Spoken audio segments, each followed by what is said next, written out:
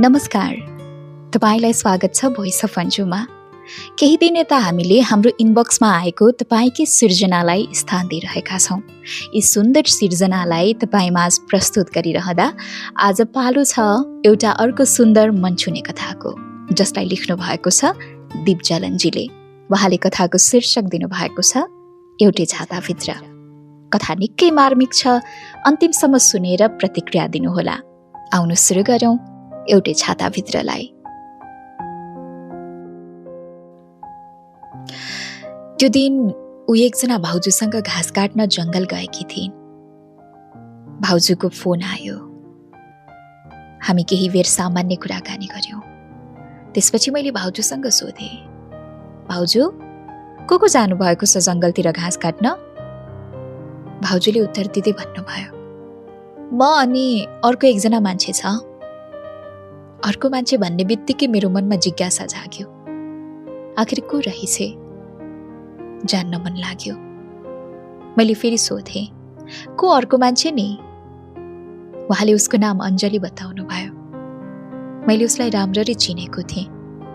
त्यसपछि मैले भाउजूसँग उसलाई कुरा गराइदिन आग्रह गरेँ। ऊ पनि राजी भई र हाम्रो कुराकानी सुरु भयो। सुरुमा सन्चो बिसन्चोको सामान्य कुराहरू भए।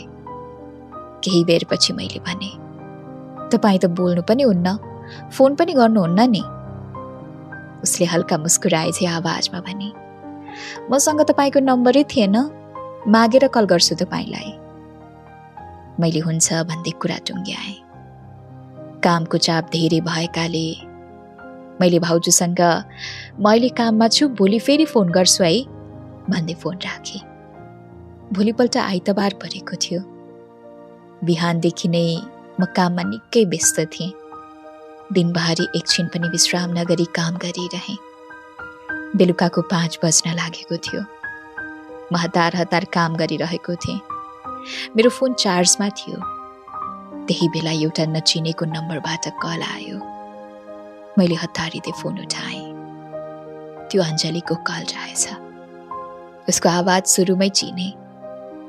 उसले सोधी, चिन्नुभयो? मैले भने, किन नचिन्ने, तर म अहिले धेरै व्यस्त छु। आज आइतबार भएकाले कामको धेरै प्रेसर छ। भोलि फोन गर्छु है। बोल्न मन हुँदै पनि मैले फोन राखेँ र फेरि कामतिर लागेँ। काम सकिएपछि मेरो मनमा एउटै कुरा खेलिरह्यो, यसले त साँच्चै कल गरेरै छोडी है। त्यही सोच्दै त्यो रात म उसको सम्झनामा निधाएँ।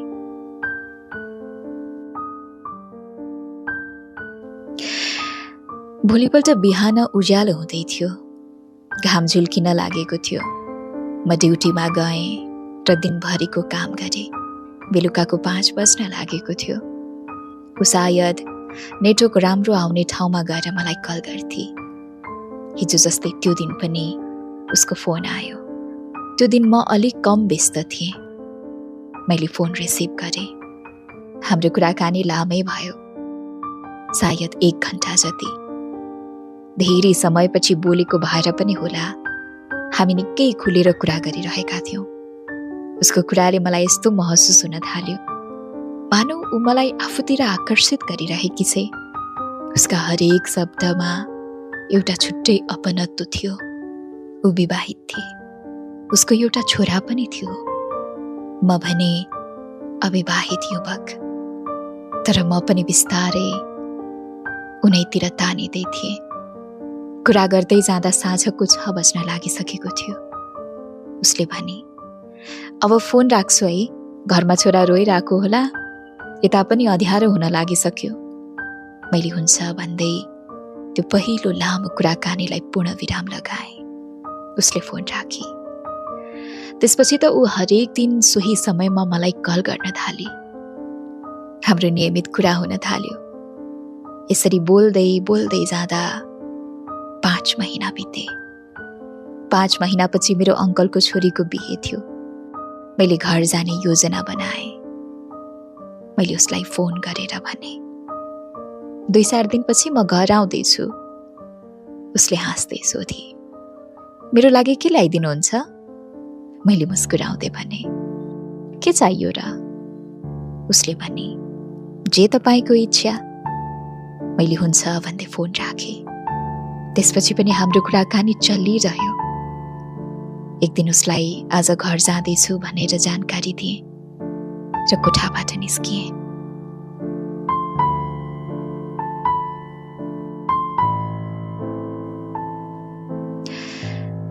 कुरा हो आनन्द विहार अन्तर्राष्ट्रिय बस पार्कको।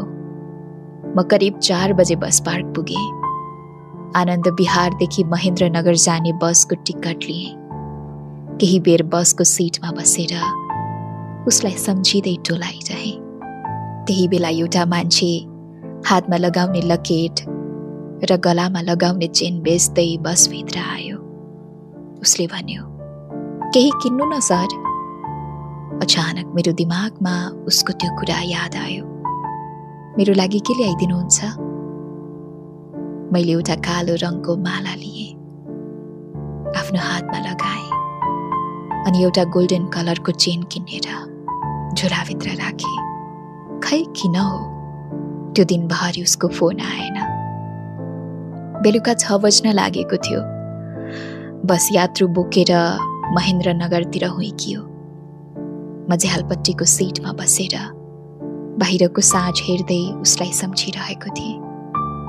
बसले केही घुम्ती पार गरिसकेको थियो। म कतिखेर निदाएँ पत्तै भएन। बस 5 घण्टा चलिसकेको रहेछ। करिब 11 बजेतिर मध्यरातमा खाना खान भनेर बस रोकियो। म झसङ्ग बिउझिएँ। निन्द्राबाट उठेपछि केही बेर त म कहाँ छु भन्ने नै थाहा भएन।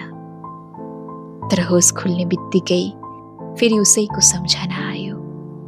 भेट हुने आशाले मन भरिएको थियो। म खाना खान गएँ।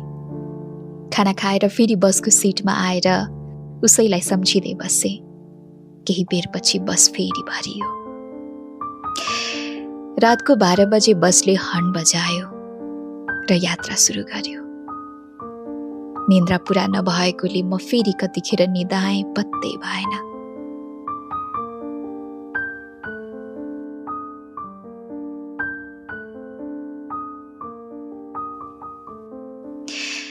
बिहानको 6 बजिरहेको थियो।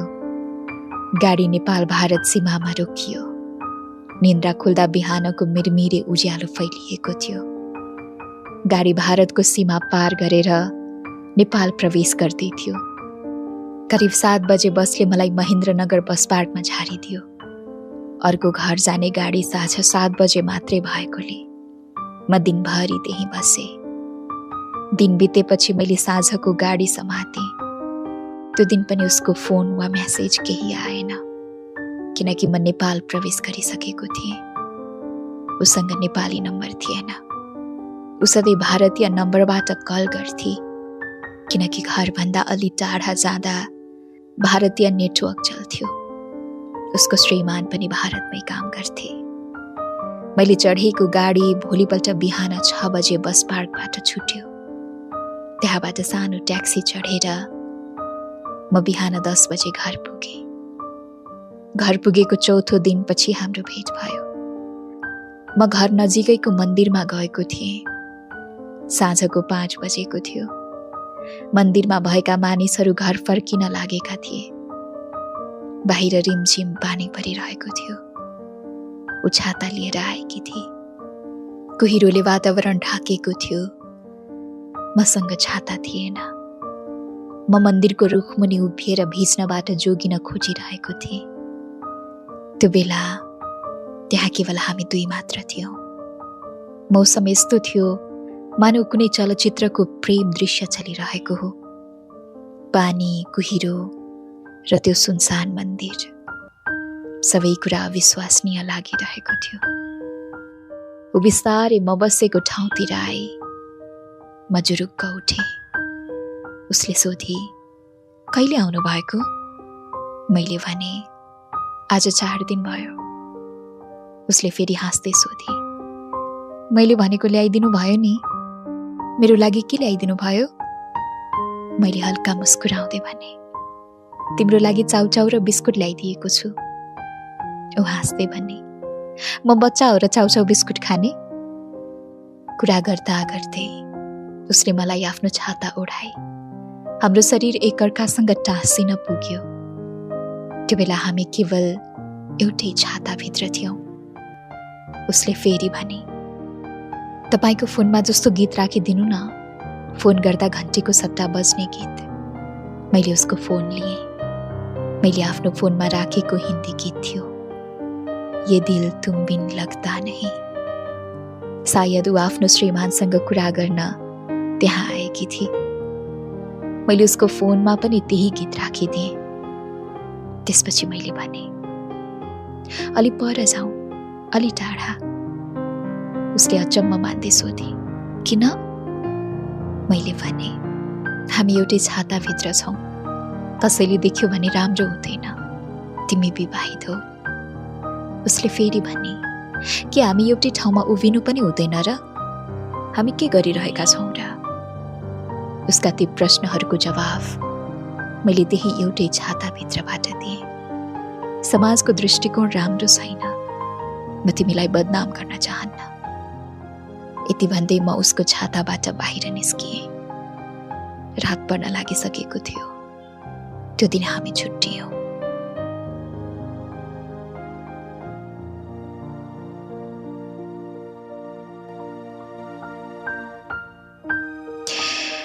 अर्को दिन सोही ठाउँ र सोही समयमा हामी फेरि भेटियौँ। भेटसँगै फेरि हाम्रो कुराकानी सुरु भयो। मैले उसकै लागि भनेर किनेको त्यो गोल्डन कलरको चेन उसलाई उपहार स्वरूप दिएँ। उसले हल्का हिचकिचाउँदै चेन समाते र भने, "म यो चेन आज लाउँदिन है गलामा?" मैले किन भन्दै प्रश्न गरेँ। उसले भने, "म 1 हप्तापछि भारत जाँदैछु। म गएको दिन तपाईले दिएको यही उपहार लगाएर जान्छु।" यति सुन्ने बित्तिकै मेरो मुटुमा मानौ 7.2 रेक्टर स्केलको भूकम्प गयो। आँखाबाट कतिखेर आँसु झरे पत्तै भएन। ऊ भारत जाने कुरा सुनेर होला। मनभित्र ठुलो चट्याङ परेझै भयो। मैले आँसु पुस्दै उसको आँखामा हेरेँ। उसका आँखा पनि आँसुले टिलपिल भएका थिए। उसले मलाई सोधे, "किन रोएको पागल?" मैले भारी स्वरमा भने, "भर्खर त भेटेको थिएँ, अनि भर्खरै तिमीले छुट्टिएर भारत जाने कुरा गर्यो। कति बेला आँखाले आँसु बगायो पत्तै भएन। त्यो दिन पनि रात परिसकेको थियो।" उसले मैले दिएको उपहार गोजीमा राखी र भने, "अब म जान्छु है। बाबु एक्लै निदाएको छ, फेरि उठ्यो भने रुन्छ।" मैले उसलाई जाने अनुमति दिएँ। त्यसपछि म पनि घरतिर लागेँ।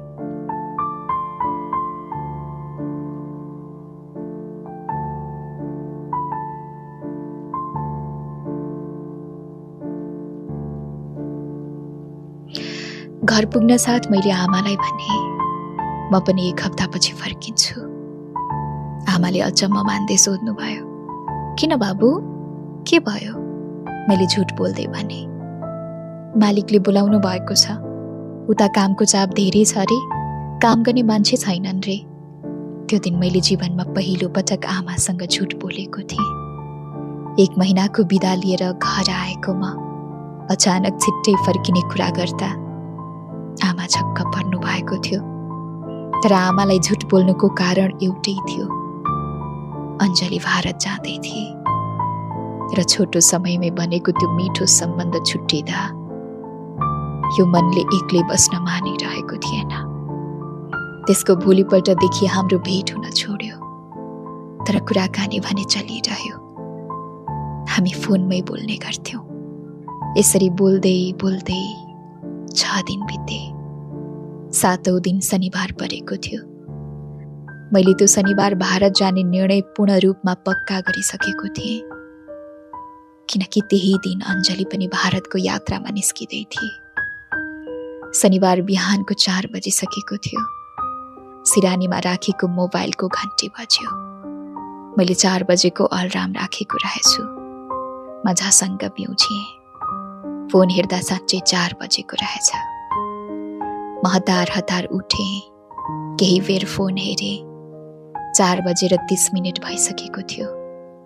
त्यसपछि मैले लुगा, कपडा र यात्रामा चाहिने सामान झोलामा हाल्न थाले। तयारी गर्दा गर्दै 5 बज्यो। मैले नुहाई धुवाई गरे, तयार भएँ अनि आमाको हातको दही टिका लगाएर पैदल यात्रामा निस्किएँ। निकै बेर हिँडेपछि एउटा होटलमा विश्राम लिएँ। त्यहाँ बसेर म चुरोट र मदिराको सेवन गर्दै थिएँ। केही बेरपछि ऊ त्यहाँ आइपुगे। चुरोटको धुवाँको मुस्लो भित्रबाट उसले मलाई पहिलो पटक देखी। मैले उसलाई राम्ररी देखेको थिएँ, तर ऊ नदेखेजै गरेर अगाडि बढिरहे। ऊ केही अगाडि पुगिसकेकी थिए। म भने रक्सीको मात र चुरोटको धुवाँमा हराइरहेको थिएँ। त्यही बेला मोबाइलको घन्टी बज्यो। गोजीबाट फोन निकालेर हेर्दा फेरि अञ्जलीकै फोन रहेछ। मैले फोन रिसिभ गरेँ। ऊ झर्किँदै भने, तपाईँ त कस्तो मान्छे हो? मैले अचम्म मान्दै सोधेँ, किन? के भएर? किन झर्किएर बोलेकी? उसले भने, यात्रा गर्दा पनि रक्सी चुरोट खाएर हिँड्नुहुन्छ? मैले सम्झाउने प्रयास गर्दै भने, खासमा म एक्लै हुँदा पिउँदिनँ, साथीसँग भेट भयो, अलिकति रमाइलो गरेको। उसले रिसाउँदै भने, जे गर्नु छ गर्नुहोस्। यति भन्दै उसले फोन काटे र मोबाइल अफ गरिदिए। ऊ रिसाएपछि किन किन मेरो रक्सीको मात पनि क्षणमै हरायो।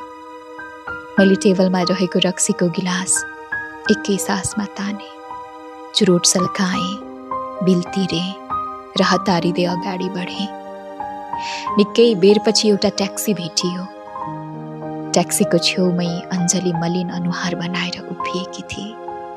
हामी ट्याक्सीमा बस्यौँ र यात्रा सुरु गर्यौँ। 2 घण्टाको यात्रापछि बस पार्कमा गाडी रोकियो। सबैजना खाना खान होटलतिर लागे, तर अञ्जली भने ट्याक्सीमै बसिरहे। हामी साथीहरूसँग होटलभित्र छिर्यौँ। त्यहाँ मदिरा खाने योजना बन्यो। म भने बहाना बनाएर बाहिर निस्किएँ। अञ्जली एक्लै भएको मौका पारेर म ट्याक्सीभित्र छिरेँ र सोधेँ, खाना खान किन नगए कि? उसले मलिन अनुहार बनाउँदै भने, खाना खानै मन छैन, बरु 1 बोतल पानी ल्याइदिनु न। म तुरुन्तै उठेँ। पसलबाट 1 बोतल पानीसँगै 1 दर्जन जति केरा पनि लिएर आएँ। उसले सोधे, केरा किन ल्याएको? मैले भने, भोक लागेको होला, खाना खाने मन नभए पनि फलफुल खायो भने यात्रा गर्न सजिलो हुन्छ। यति भन्दै म फेरि साथीहरू बसेको होटलमा फर्किएँ। हामीले हल्का रमाइलो गर्दै खाना खायौँ। त्यसपछि फेरि ट्याक्सीमा बस्यौँ। बेलुकाको घाम अस्ताउँदै थियो। हामी फेरि महेन्द्रनगरतर्फको यात्रामा लाग्यौँ। ऊ मेरो ठिक अगाडिको सिटमा बसेकी थिए। निकै लामो यात्रापछि रात गहिरिन थालिसकेको थियो, तर मेरो आँखा भने निदाउन मानेनन्। ती केवल उसलाई हेरिरहेका थिए। उसलाई हेर्दै मनभित्र ठुला ठुला कल्पनाका महलहरू बनिरहेको थियो। उसको आवाज सुन्न मन तडपिरहेको थियो। मानौ पानी बाहिर निकालिएको माछा जसरी पानीको खोजीमा तडपिन्छ, त्यसरी नै मेरा कान उसका शब्द सुन्न आतुर थिए। निकै बेरसम्म आफूलाई रोक्ने प्रयास गरेँ, तर सकिनँ। ऊ हल्का निन्द्रामा थिए। काखमा छोरा च्यापेर निदाएकी उसलाई मैले सिटको पछाडिबाट हात छिराएर कसैले नदेख्ने गरी बिस्तारै छोइरहेँ। सायद ऊ फर्केर केही बोलोस् भन्ने चाहना थियो, तर ऊ चुपचाप बसिरहे, केही बोलिनन्। बोल्न पनि कहाँ सक्थे र? त्यही सिटको वरिपरि उसका घरका मान्छेहरू बसेका थिए। ऊ सबै बुझेर पनि नबुझे झै गर्दै थिए। डर थियो, केही बोले घरका मान्छेले थाहा पाउलान्। बिहानको करिब 7 बज्न लागेको थियो। हामी महेन्द्रनगर बस पार्क पुग्यौँ।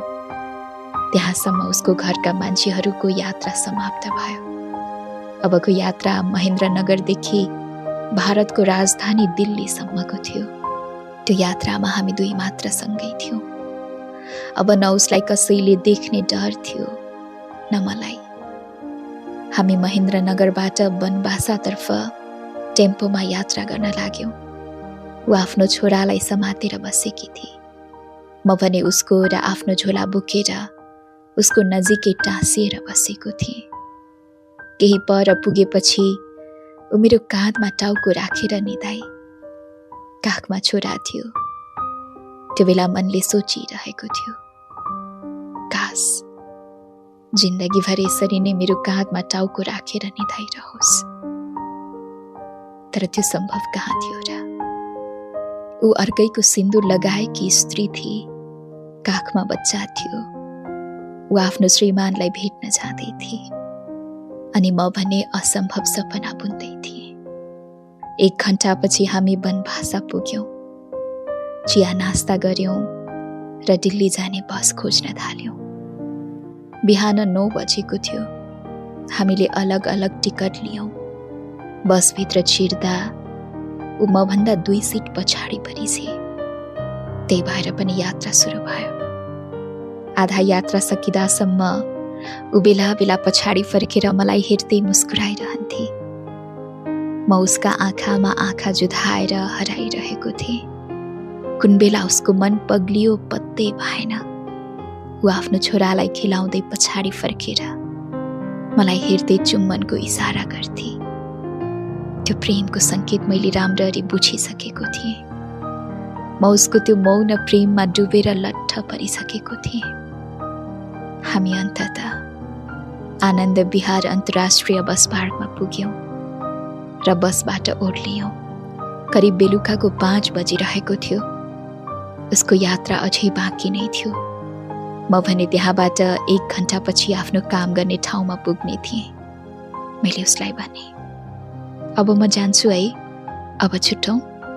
ऊ भने निराश जस्ती भने। सुनेर पनि नसुने झै गरी चुप लागेर बसी। मैले फेरि जाने कुरा गरेँ। त्यसपछि उसले बिस्तारै भने, केही बेर पर्खिनु न, म पनि एक्लै छु। छोरा छ, ब्यागहरू छन्। म पहिलो पटक ट्रेनमा सफर गर्दैछु। मेरो 9 बजेको ट्रेन छ। मलाई ट्रेनमा बसालेर जानु नि है। उसको यात्रा आनन्द विहारदेखि बेङ्गलोरसम्मको थियो। उसले रोक्न आग्रह गरेपछि म रोकिएँ। त्यसपछि हामी ट्रेन स्टेसनमा बसेर गफ गर्दै मुस्कुराउँदै लजाउँदै समय बिताउन थाल्यौं। केही घण्टाको प्रतीक्षापछि उसको ट्रेन आइपुग्यो।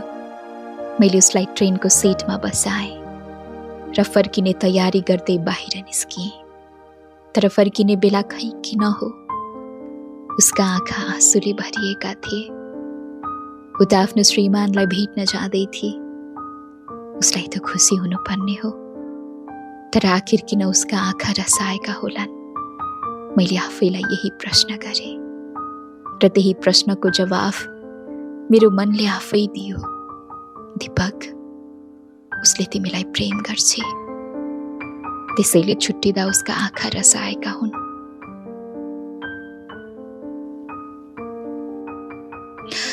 एक घण्टाको यात्रापछि म आफ्नो कोठामा पुगेँ। फ्रेस भएर केही बेर ओछ्यानमा बसेको थिएँ। त्यत्तिकैमा मोबाइलको घन्टी बज्यो। अञ्जलीको फोन रहेछ। मैले फोन रिसिभ गरेँ। हाम्रो फेरि कुराकानी सुरु भयो। त्यो रात ऊ ट्रेनको यात्राभरि मसँग कलमै बोलिरहे। बोल्दा बोल्दै बिहानको 7 बज्यो। त्यो रात म 1 मिनेट पनि निधाइन, किनकि मनमा एउटै डर थियो, भोलि ऊ आफ्नो श्रीमान कहाँ पुग्छे। त्यसपछि सायद हाम्रो कुरा कम हुनेछ। बिहान 7 बजे हतार हतार उठेँ र काममा लागेँ। एउटा त कामको थकान, अर्को रातभरि ननिदाएको शरीर। त्यो दिन मैले निकै मुस्किलले काम गरेँ। बिहानको 10 बजिरहेको थियो। त्यो बेला अञ्जलीको फोन आयो। उसले भने, म गन्तव्यसम्म पुगिसकेँ, समय मिलाएर कल गर्दै गरौँला। तपाईँ आफ्नो ख्याल गर्नु, कल गर्न पाइएन भने चिन्ता नगर्नु है। उसले यति भन्दै फोन राखी। त्यो दिनभरि मैले काम गरेँ, तर उसको फोन आएन। 2 दिनसम्म उसँग कुरा नभएपछि समय नै रोकिन थाले झै लाग्यो। 2 दिन काट्न पनि 2 वर्ष बिते जस्तो अनुभूति भइरहेको थियो। म त उस्तै मदिरा र चुरोट बिना बस्न नसक्ने मान्छे। नसाको तालमा डुबेर उसलाई सम्झिरहन्थे। 2 दिनपछि तेस्रो दिन उसको फोन आयो। मैले तुरुन्तै रिसिभ गरेँ। केही बेर कुराकानी भएपछि मैले सोधेँ, 2 दिनसम्म किन फोन नगरे कि? उसले भने, म यहाँ पुगेपछि उहाँ 2 दिन काममा जानु भएन, त्यसैले फोन गर्न सकिनँ। आज काममा जानु भएको छ, त्यसैले गरेकी हुँ। बोल्न नसक्नु बाध्यता थियो। याद त धेरै आएको थियो नि तपाईँको।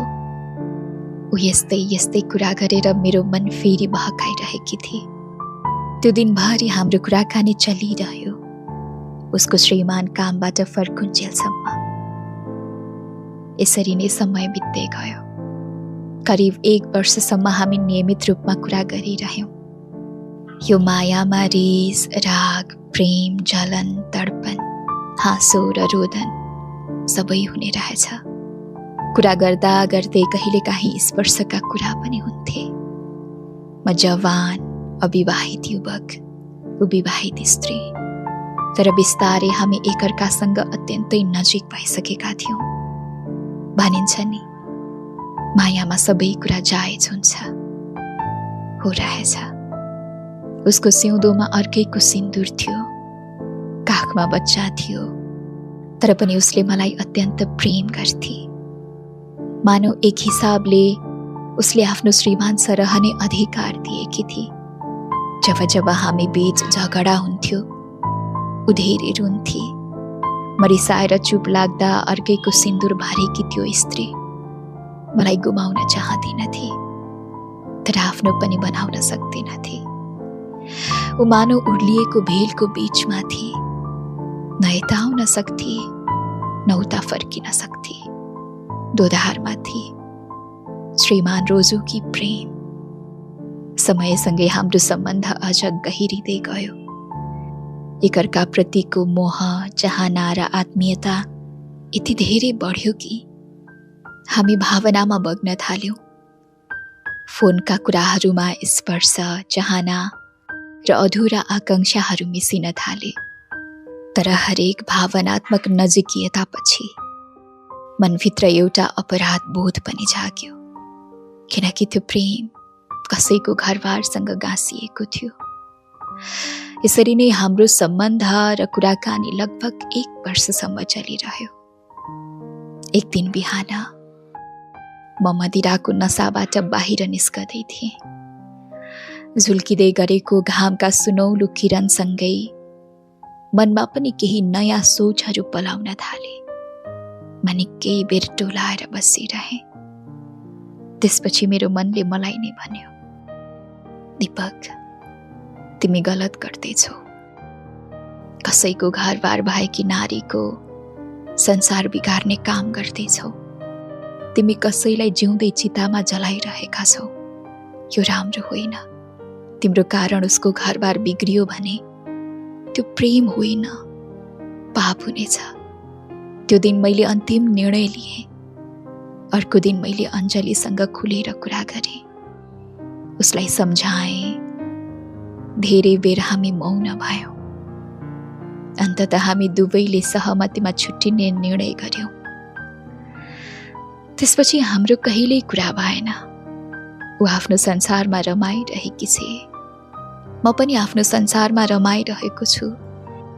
तर कहिलेकाहीँ पानी परिरहेको बेला एउटा छाता देख्दा आज पनि त्यो दिन सम्झना आउँछ, जब हामी एउटै छाताभित्र उभिएका थियौँ।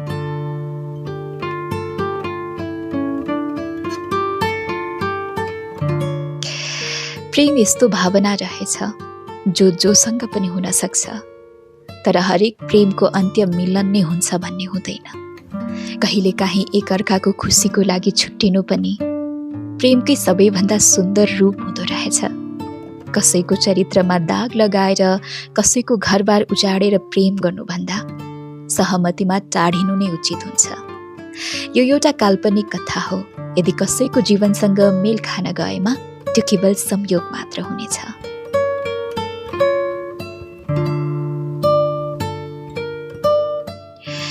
अहिलेसम्म तपाईले सुन्नु भएको कथा हो एउटै छाताभित्र। कथाकार हुनुहुन्थ्यो दीप चलनजी। कथा वाचनको लागि हामीलाई सम्झिनु भएकोमा र यति सुन्दर कथा हामीलाई वाचनको लागि सुम्पिनु भएकोमा दीपजीलाई हार्दिक धन्यवाद। आगामी दिनमा पनि हजुरको साहित्यिक सृजनाहरू सुन्न र सुनाउन पाऊँ। आगामी साहित्यिक यात्राको लागि धेरै धेरै शुभकामना। सुन्नुहुने मित्रलाई कस्तो लाग्यो यो कथा कमेन्ट बक्समा लेख्नुहोला। तपाईसँग पनि यस्तै सिर्जना छन् भने हामीलाई पठाउन सक्नुहुनेछ। ल त आजलाई चाहिँ बिदा चाहन्छु। अर्को प्रस्तुतिमा फेरि भेटौँला है त। नमस्ते।